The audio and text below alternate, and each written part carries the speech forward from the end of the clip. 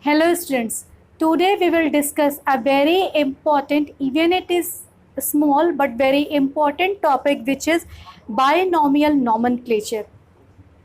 So it is binomial nomenclature. Before discussing the whole topic, at first I will tell you about the nomenclature. What is this nomenclature?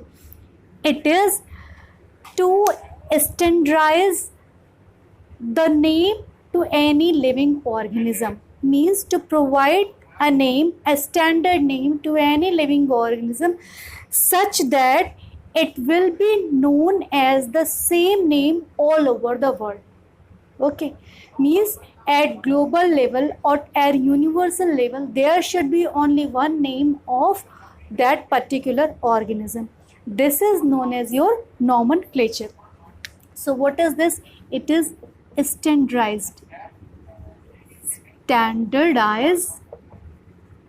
naming of any living organism. Okay, first thing, it is your nomenclature. But the one very important, I am saying that the name should be standard. What does it mean? That the name should tell itself about the some important characteristics, features of the organism, that particular organism. So how we will get this standard name? Before going to the nomenclature, it is very important phenomena which I am going to discuss is that identification. So at first we are supposed to do the identification of any living organism and then the nomenclature. What is this identification?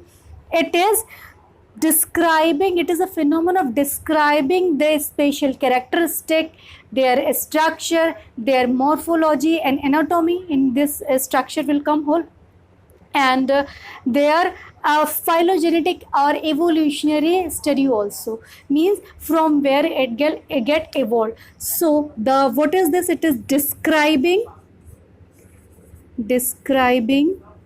important characteristics of any organism, so that it will be easy to give the standard name, because I am saying standardized naming by the identification. So the first step of nomenclature is identification. You should keep in mind that the first step of nomenclature is identification. So I have told you about what is the nomenclature.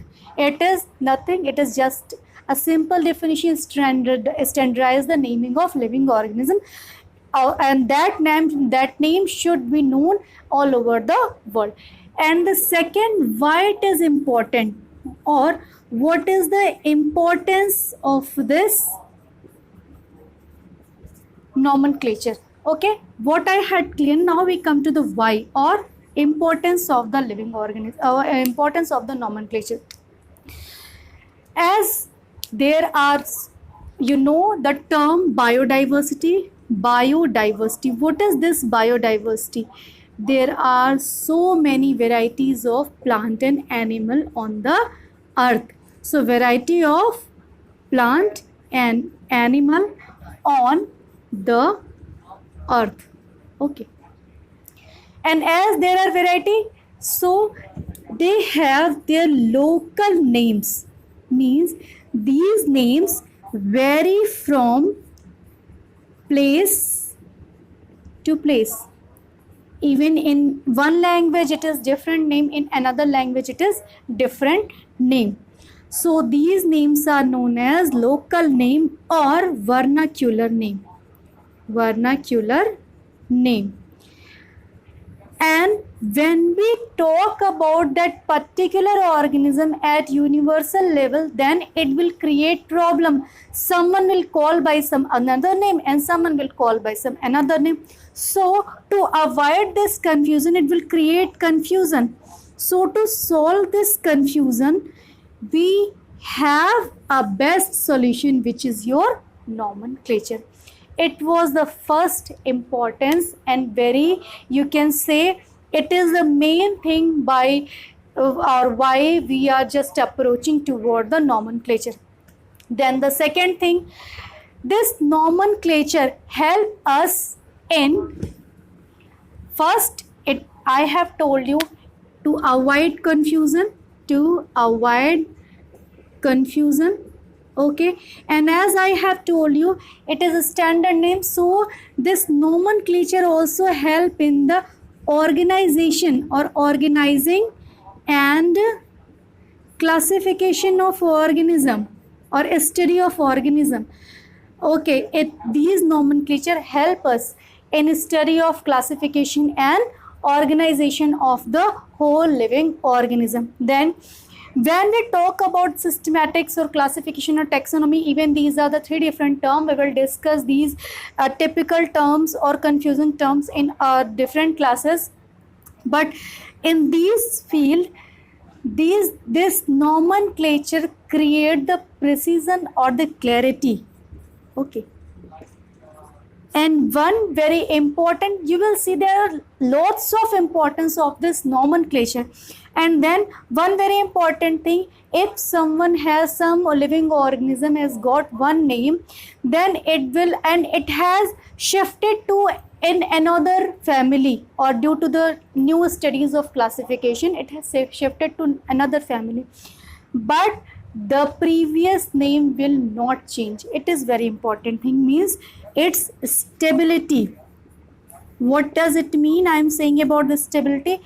The nomenclature or the scientific name of the living organism will not change even it has shifted to another family or genus due to the recent studies.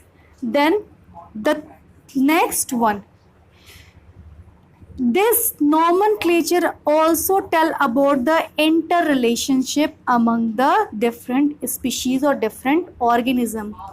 Relationship, or I have told you, as we are getting the nomenclature by identification. In identification, we are describing the organism on the basis of their structure and their phylogenetic. So it also tell about the interrelationship.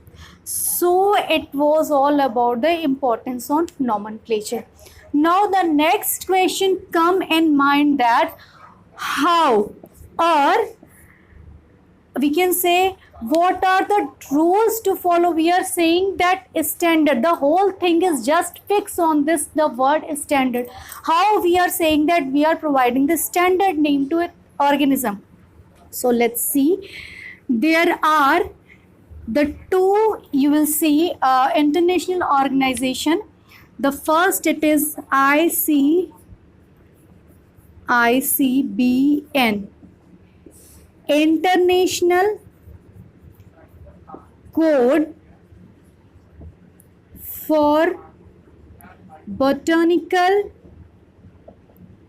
Nomenclature,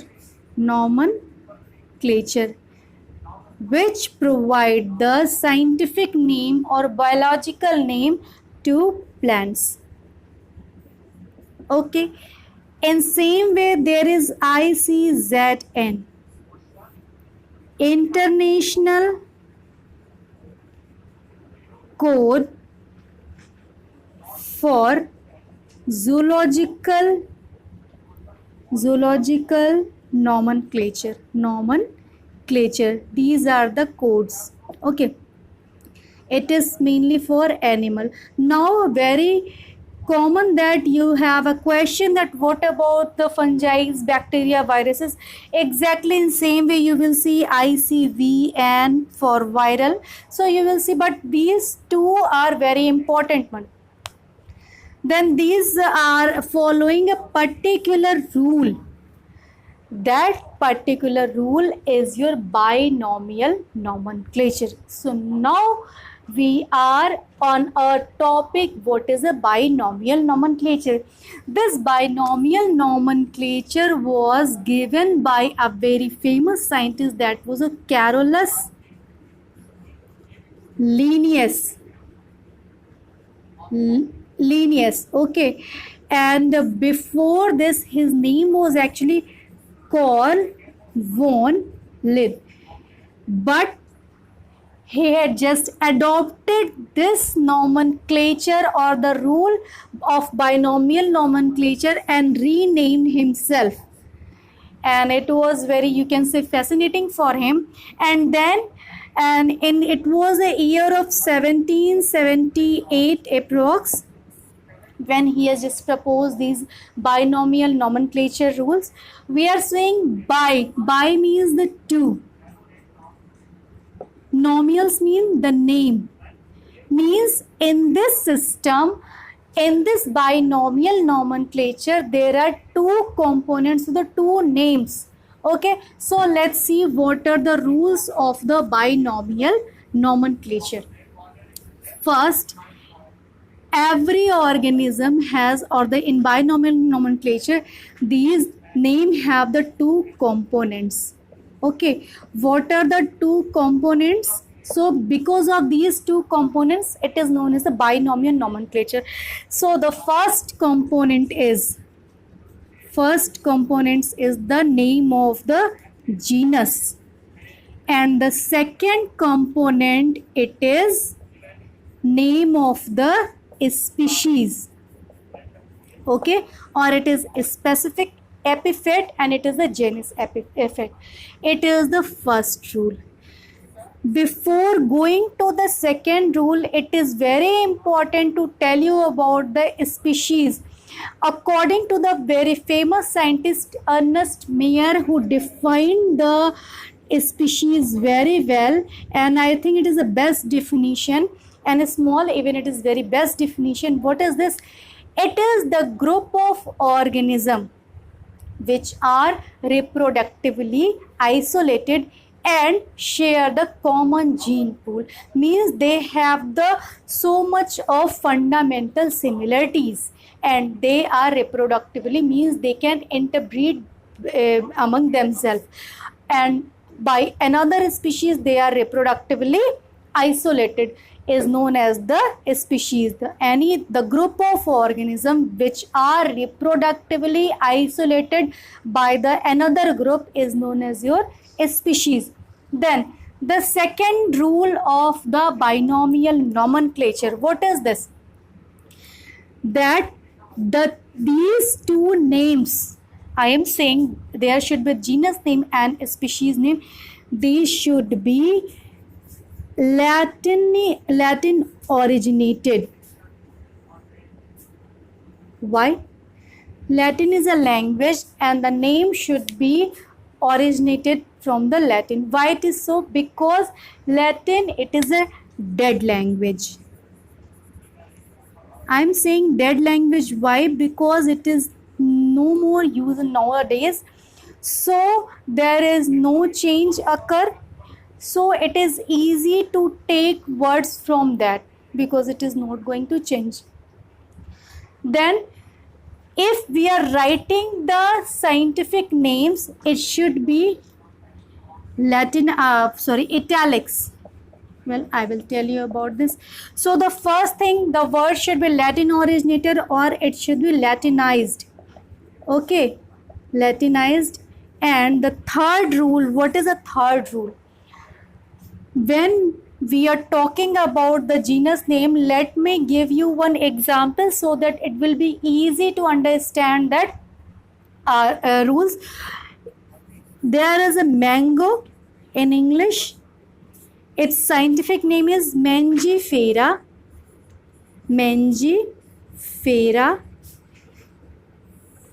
indica. Okay. Now you can see there are the two components. The first component is genus name. Okay, it starts from the capital letter. So the genus name start from capital letter. Genus name always start with the capital letter. Okay, you have seen this one. Then our second thing is a species name. A species name always start from the small or lowercase. Okay, species name will small or will start from the small letter. Small letter, or we can call it in lowercase. Then a very important thing, if the name is printed, then it should be italicized or italics. It should be italics if it is printed. Okay, I can't write it like here, but I will show you the picture like this. It should be little bit tilted. Okay, and if it is handwritten, you are just watching, then we have to underline it separately. Don't join these lines. It should, if it is handwritten, then it should be underline separately. Okay, so it was, and then you are just observing that for a single organism, for two organisms, the biological names can't be similar. Okay, it is unique for one organism. So it was the main characteristic of binomial nomenclature. These were the rules. Now I am providing you some important list of organism having their biological or binomial nomenclature or the biological names, which are very important at the point of view of your NEET examination or other competitive examination. So let me just write it and I will discuss all that. Okay. So these are the names which are very important at the level of your examination. I had made list so that I can, or we can save our time. So let's see, and it is not just to watch, it is to keep in mind every name.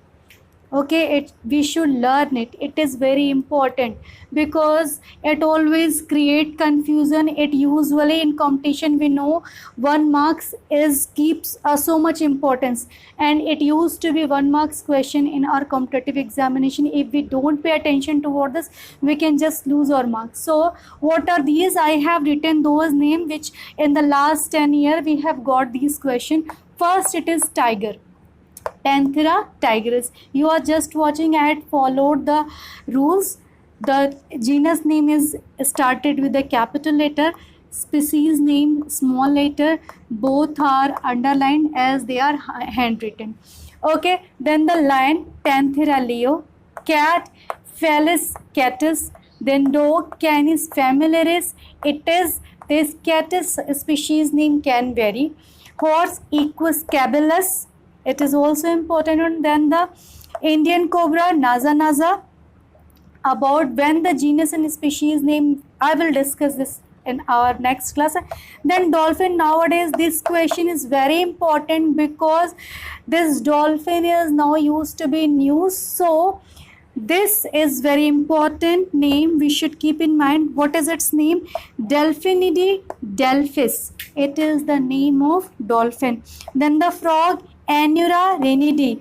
Toad, Rana tegrina. Then the rabbit, it is also very important. Oryctolagus cuniculus. This cuniculus can be changed the species, but if we are talking about rabbit, then it is cuniculus. And housefly, Musca domesticus. This was the animal name important. Then we come to the plant name. Wheat, Triticum acetivum. As it is just start of our class 11, so it looks little difficult to keep in mind, but as we move toward our next chapter, then slowly and gradually we all will get all the names. So the wheat, it is Triticum acetivum. Then rice, Oryza sativa. I did not, okay. Then the maize, it is Z maize. Barley, Hordeum vulgare. Sunflower, it is Helianthus anus. Pea, Pisum sativum. Orange, Citrus denticulata. Neem, as a directa indica. Tulsi, Ocimum tentikulorum. Then onion, it is Allium cepa. Banyan, it is Ficus bengalensis. These were the very important names which we should keep in our mind. So it was all about the binomial nomenclature. Thank you very much.